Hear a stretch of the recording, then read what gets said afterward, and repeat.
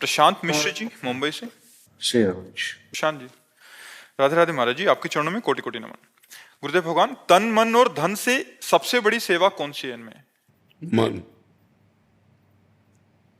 सबसे बड़ी सेवा है मन।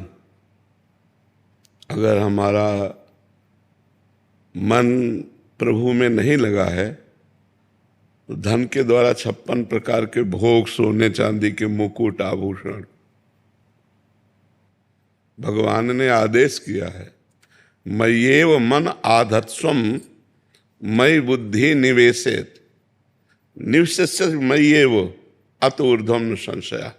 तुम मेरे में मन को समर्पित कर दो, तुम मेरे में ही निवास करोगे। अम्बरीश जी चक्रवर्ती सम्राट हैं, उन्होंने क्या समर्पित किया?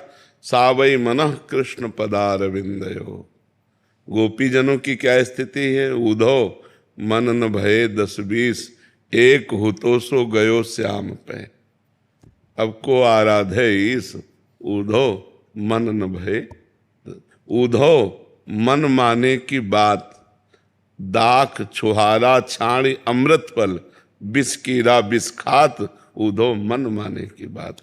दुर्योधन ने 56 प्रकार के भोग बनाए थे और इंद्र जैसा वैभव महल में तैयारी की थी कि श्री कृष्ण संधि कराने आ रहे हैं, उनको अपने पक्ष में कर लेंगे।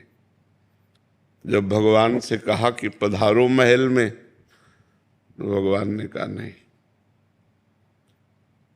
तेरे में प्रीति नहीं है और मेरे में भूख नहीं है। दो में ही भोजन पाया जाता है, भूख ना होने पर भी प्रीति में पाया जाता है। आओ थोड़ा सा भी पा लीजिए। और भगवान ने कहा मैं आप्त काम हूं, मेरे में भूख नहीं, इसलिए।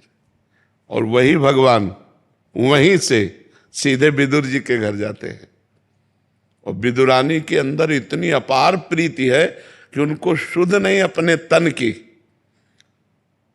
भगवान जब गए तो भगवान के ध्यान में मगन होकर स्नान कर रही थी।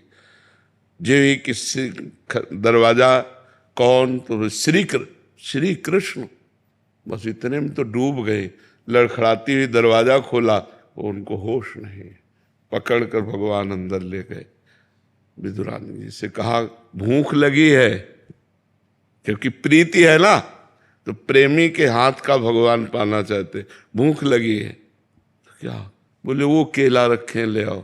विदुरानी जी केला लाती है और गूदा फेंक देती है और छिलका भगवान के मुंह में लगा रहे, भगवान उससे पा रहे। इसमें प्रधानता अगर धन की होती तो दुर्योधन के यहाँ पाते, अगर तन की होती तो भगवान दुर्योधन के यहाँ सुंदर राजकुमार धन सब शरीर से व्यवस्थाएं की थी। तो तन और धन दोनों होने पर भी मन न होने के कारण भगवान ने वहां स्वीकार नहीं किया। और विदुरानी के यहाँ मन प्रेम में है, इसलिए उन्होंने स्वीकार किया। तो तन और धन से बड़ी सेवा है मन की सेवा। जैसे हमारा भाव है कि कोई दुखी ना हो, पूरा संसार स्वस्थ और सुखी रहे, ये भाव भगवान स्वीकार करते हैं। मन है तो बात, खास बात तो मन है कि नहीं? आप बताओ। जैसे हम आपको बुलाया अपने घर, सब भोजन दे दिया, लेकिन हमने प्रीति नहीं दी और कुछ नहीं है, प्रेम से आपको बुला के बैठा ला, प्रेम से मन दे दिया 10 मिनट आपसे, तो आपको लगेगा यार बहुत अच्छे आदमी, जरूर गरीब आदमी, नहीं खवा पिया पाए, पर यार मतलब हमारा मन संतुष्ट हो गया। हाँ, तो वो मन लगा करके जो प्रीति की जाती है वही खास। सब जगह मन श्रेष्ठ हुआ कि नहीं हुआ? कहीं भी आप देखो तो हमारा चाहना भी मन लगा करके है। और कोई भी कार्य करें उनमें प्रधान तन होता है या धन होता है या मन होता है। कोई भी क्रिया करो प्रधानता मन की होती नहीं। तो मन लगाकर बात सुनना, मन लगा करके आप पढ़ाई करना, मन लगाकर आप इस कार्य को करना, सारा का सारा खेल मन का है ना? मन का। तो तन और धन ये गौड़ है, मुख्य है मन। तन और धन का क्या अस्तित्व है महाराज जी? इन दोनों का क्या अस्तित्व है? अगर हम शास्त्र के अनुसार, संत वाणी के अनुसार, धर्म के अनुसार अपने तन को लगाएं और अपने धन को लगाएं तो हमारा मन पवित्र हो जाएगा, और मन पवित्र होकर भगवान में लग गया तो सब बात बन गई। जैसा हम आचरण करते हैं वैसा ही मन में संस्कार बनता है, और जैसे मन में संस्कार बनते हैं वैसे हमारे आचरण होते चले जाते हैं। तो हमको आचरण सुधारने हैं, हमें शराब नहीं पीना, हमें मांस नहीं खाना, पराई बहन बेटी की तरफ गंदी दृष्टि से नहीं देखना, पराया धन नहीं लेना, ये तो सब कोई जानता है, लेकिन जानते हुए भी मानता नहीं है। बस बात इतनी है, अगर मान जाए तो सब बात बन जाए। धन का प्रयोग, जो हमारे परिवार के सदस्य हैं, सबसे पहला अधिकार उनका है। जैसे आप धन कमाते हैं तो सबसे पहला अधिकार आपके परिवार में, जैसे माता पिता, पुत्री पुत्र पत्नी, इनका अधिकार है।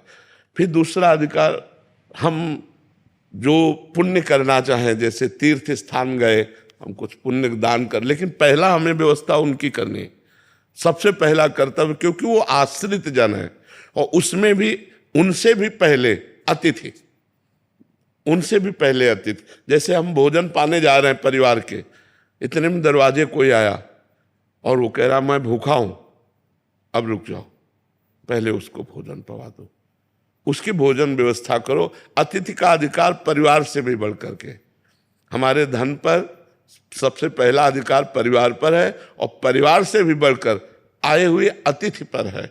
कोई भूखा संत, महात्मा, सन्यासी, भिक्षुक कोई भी आ जाता है और कहता है मुझे भोजन, मान लो 5 लोग हैं, मुझे भोजन चाहिए, तो हम अपने घर के 5 लोग आज बाद में बना लेंगे या शाम के पा लेंगे, पर इनको हम भूखा नहीं जाने देंगे।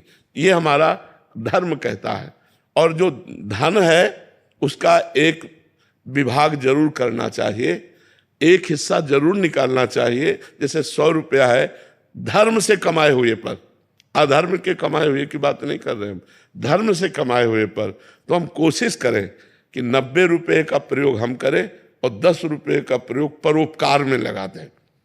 तीर्थ याटन गए, कहीं भगवान की सेवा, दान पुण्य, या किसी बीमारी की अवस्था में हम सहयोग कर दें, या जहाँ जैसा किसी गरीब की कन्या, या जहाँ जैसा लगे 10 रुपये 100 में निकाल के रख देने चाहिए। 90 प्रयोग करो, 100 निकाल के 10 रख दिए, और वो जब इकट्ठा हो गए, मान लो हम कह रहे महीने में हमारे 200 रुपये इकट्ठा हुए, हम 200 को चारा लेते हैं हरा और गऊओं को पवा देते हैं। तो ये धर्म विधान से चले तो हमारा तन मन धन सब पवित्र हो जाएगा। एक भागवत करा देते हैं, सब लोग 7 दिन भगवान की कथा सुने, थोड़ा थोड़ा प्रसाद पाए, हो गया। ऐसे सत्कर्म करते थे पहले धार्मिक लोग। पार्टी का मतलब है सब लोग मिल करके एक उत्साह मनाना। तो भगवान का नाम कीर्तन करो, भगवान की जय जयकार करो, सुंदर भोग लगाओ, बैठकर पाओ, ये सात्विक पार्टी। अब तो देखो, आप लोग खुद देखो क्या हो रहा है।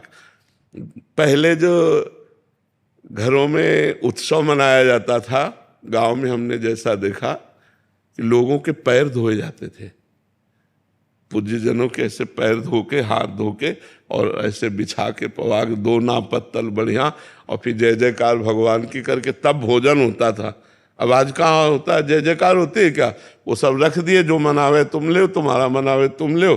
तो इससे बुद्धि पर भी तो प्रभाव पड़ता है, हमारी बुद्धि वैसे दूषित हो जाती है। तो यदि हम शास्त्र और धर्म के अनुसार अपने तन और धन को लगावें तो हमारा मन पवित्र हो जाए, मन पवित्र हो गया तो सब ठीक हो गया, है कि नहीं?